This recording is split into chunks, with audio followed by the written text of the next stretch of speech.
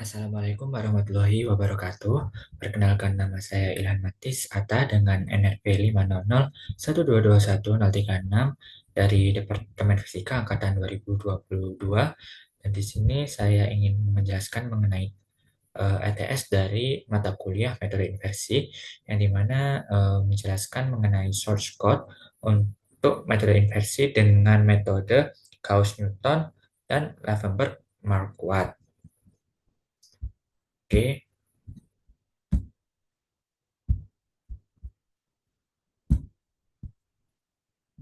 Oke, yang pertama di sini ada studi kasus yang dimana diketahui suatu permodelan ke depan anomali graviti residual lokal yang terukur di sepanjang titik X itu menggunakan metode model sederhana sebagai berikut dengan persamaan Gx A H pangkat eta dibagi Xi dikurangi D kuadrat ditambah kuadrat pangkat G dengan A merupakan koefisien amplitudo, H dan D adalah masing-masing kedalaman dan posisi dari sumber anomali, sedangkan eta dan G mengindikasikan faktor shape dari anomali tersebut. Nah, di sini untuk perintahnya sendiri diminta untuk menurunkan persamaan Jacobian, lalu membuat source code-nya. Nah, untuk persamaan Jacobian, untuk source code yang akan saya gunakan di sini sebenarnya menggunakan source code yang sama yang diberikan oleh Pak Saifuddin di modul praktikum inversi nonlinear dengan metode Gauss, Newton, dan Lavenberg-Marquardt, di mana di sini akan di breakdown menjadi beberapa source code ya. Yang pertama ya, ini untuk fungsi Jacobiannya itu sendiri, lalu untuk fungsi SP atau self potensial, lalu yang ketiga fungsinya yang digunakan yakni untuk fungsi inversi dari self potensial atau inversi SP. Lalu yang terakhir baru diuji coba source code-nya menggunakan main program yang keempat. Jadi yang pertama di sini kita menggunakan fungsi Jacobian yang dimana persamaan yang diberikan yakni yang ini. Lalu untuk hasil Jacobiannya itu sendiri ditunjukkan pada source code berikut, di mana fungsi yang diberikan tadi yang ini akan diturunkan secara parsial terhadap masing-masing parameter. Yang pertama yakni parameternya ada A, yang kedua ada D, yang ketiga ada H, yang keempat ada eta, yang kelima ada G. Nah, fungsi Jacobian ini sendiri berfungsi untuk menghitung matriks Jacobian dari model anomali self potensial terhadap parameter model A, D, H, eta, dan Q, yang dimana Jacobian itu sendiri merupakan turunan sebagian dari fungsi model terhadap setiap parameter dan digunakan dalam metode inversi untuk mengarahkan perbaikan parameter. Nah, untuk dalam fungsi ini, setiap elemen Jacobian dihitung untuk setiap data XI berdasarkan rumus turunan analitik dari persamaan Gx yang sudah diberikan tadi. Nah, untuk persamaan Jacobian ini penting untuk menunjukkan sensitivitas anomali terhadap perubahan kecil pada parameter model sehingga dapat membantu algoritma inversi untuk memperbaiki tebakan parameter supaya mendekati solusi yang sebenarnya. Lalu dilanjutkan untuk fungsi yang kedua, yakni untuk fungsi self potensial atau SP di sini singkat, yang fungsinya untuk melakukan forward modeling, yakni menghitung prediksi anomali self potensial berdasarkan parameter model yang diberikan, yang dimana fungsinya diberikan yakni persamaan Gx tadi untuk setiap X, yang dimana parameter ADH eta dan ADH eta dan G-nya itu tadi eh, di posisi X yang akan menghasilkan prediksi nilai anomali V untuk di setiap titik observasi. Fungsi ini sangat penting karena setiap langkah di metode inversi itu membutuhkan perhitungan model prediksi untuk perbandingan data observasi aktual. Itu.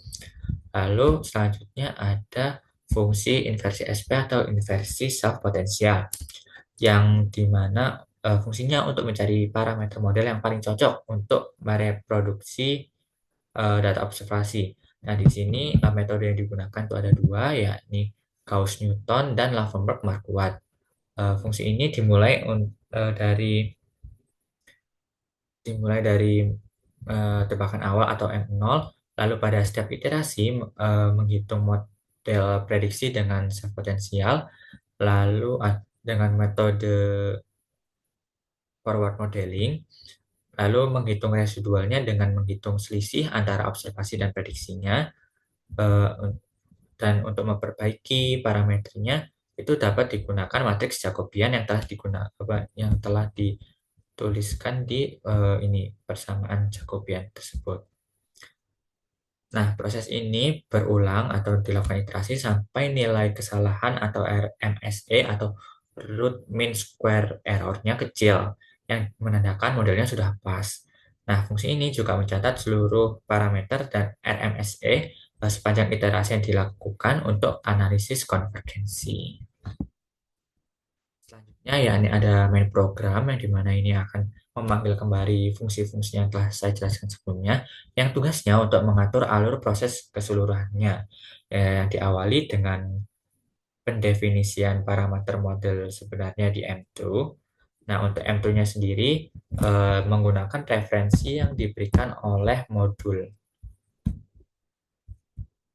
Nah, untuk M2-nya sendiri kita menggunakan ini parameter yang sintetik di mana K ininya A, D ininya tetap D, hanya juga sama kedalaman, lalu theta di sini sebagai eta dan Q-nya tetap Q. Jadi dimasukkan nilainya yang 600, 0, 3, 40, dan 1. Dan data observasi. Untuk data observasinya di sini eh, observasinya ini didapatkan dari analisis data, dari hasil praktikum, yang dimana yang di sini untuk yang kiri itu adalah X-nya dan yang kanan ini adalah V observasi. Namun di sini akan yang saya gunakan ini untuk yang model eh, M-True. Untuk alasannya nanti kita coba di run, baru kita akan melihat perbedaannya dari V observasi untuk yang data asli dengan yang menggunakan M-True. Lalu selanjutnya setelah mendefinisikan model sebenarnya atau M-True dengan VOPS-nya, program ini akan menginisialisasi tebakan M0 atau parameter awal dan menghitung prediksi dari fungsi forward modeling itu tadi. Nah, selanjutnya program akan menjalankan fungsi dari inversi SP ini untuk mencari parameter model terbaik berdasarkan data observasi. Nah, di sini metode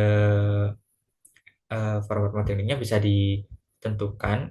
Kalau misalnya untuk Gauss method di Gauss Newton bisa pilih angka 1, dan untuk yang Laven kuat itu eh, dipilih angka 2. Nanti akan saya eh, contohkan untuk cara ngerangnya di mana gitu.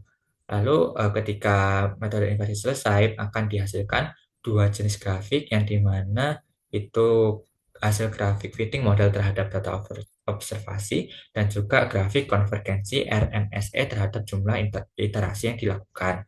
Nah, visualisasi dari grafik itu tadi akan memverifikasi seberapa baik model hasil inversi mempresentasikan data yang diamati. Oke. Lalu di sini saya akan mencoba untuk ngeran dari source code ini tadi untuk metode Gaussian.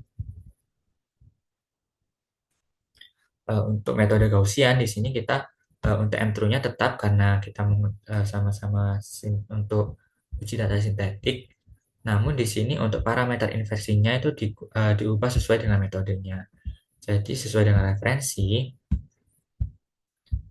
dengan referensi di sini untuk Gauss Newton itu nilainya untuk K atau A-nya itu sendiri sebesar min 5,99, lalu D-nya itu 0, hanya itu 3, etanya 38,22, dan eh, Q-nya itu sama dengan 1. Nah, untuk eh, pilihan metodenya di sini kita pilih 1 karena eh, Gauss Newton.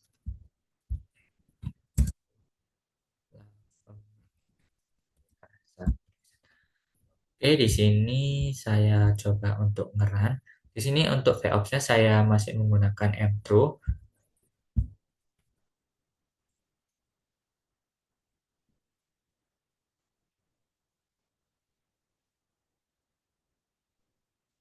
Oke, di sini terjadi iterasi sebanyak 1000.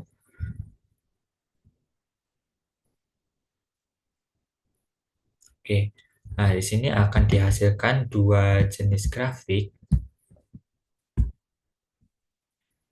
di mana grafik pertama merupakan hasil inversinya, yang dimana untuk titik-titik hitam ini merupakan data observasi, garis biru ini adalah inisialnya, lalu untuk yang garis merah ini adalah solusinya.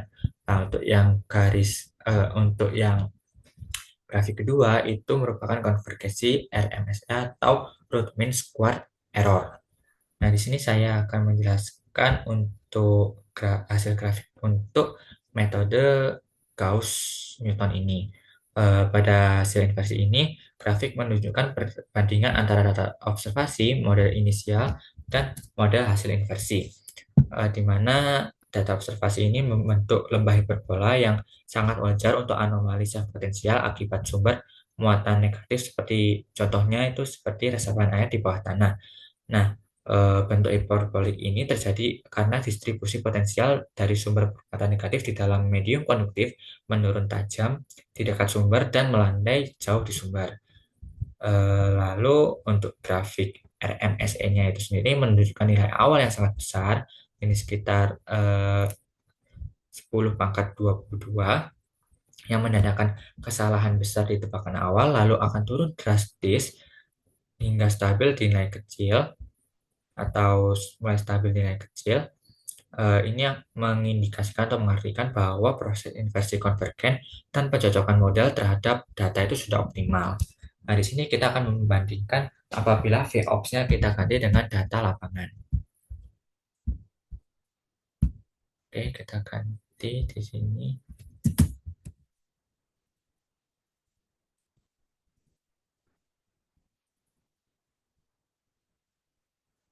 Nah, di sini untuk hasil iterasi dari RMS-nya itu none atau not number. Jadi di sini mungkin ada kesalahan juga di perhitungannya, di mana biasanya nanti itu eh, perhitungannya berupa 0/0 gitu. Jadi kurang sesuai dengan metode Gauss-Newton atau Lavenberg-Marquardt yang kita gunakan. Nah, juga ini mungkin untuk yang VOPS yang data ini bisa digunakan apabila nilai Jacobiannya itu berbeda atau sesuai dengan yang di modul gitu.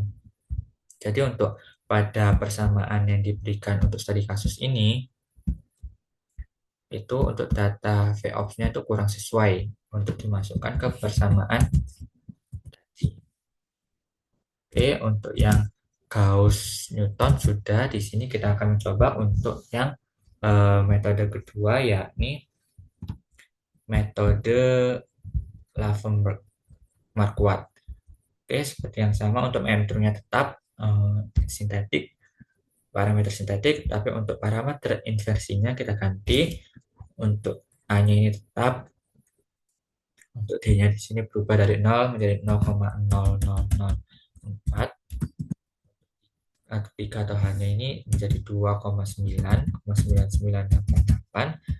Untuk eta itu ganti 38,44, dan Q-nya ganti menjadi 0,9917. Lalu untuk metodenya di sini kita ganti dari metode Gauss-Newton menjadi Lavenberg-Marquardt. Oke, kita coba run.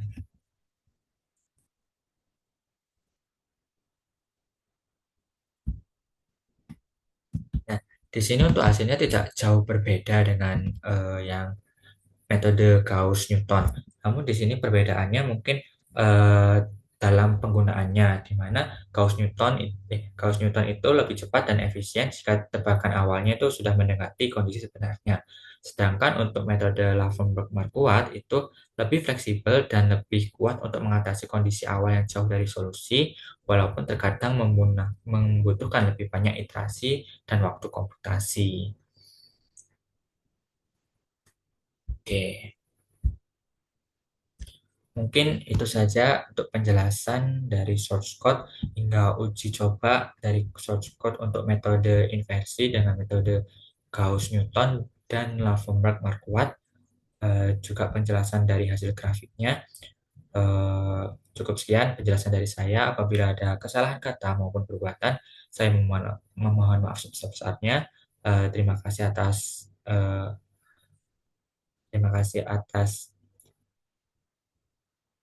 terima kasih atas penyampaian materi yang sebelum-sebelumnya dan modul yang telah diberikan. Saya tutup. Terima kasih. Wassalamualaikum warahmatullahi wabarakatuh.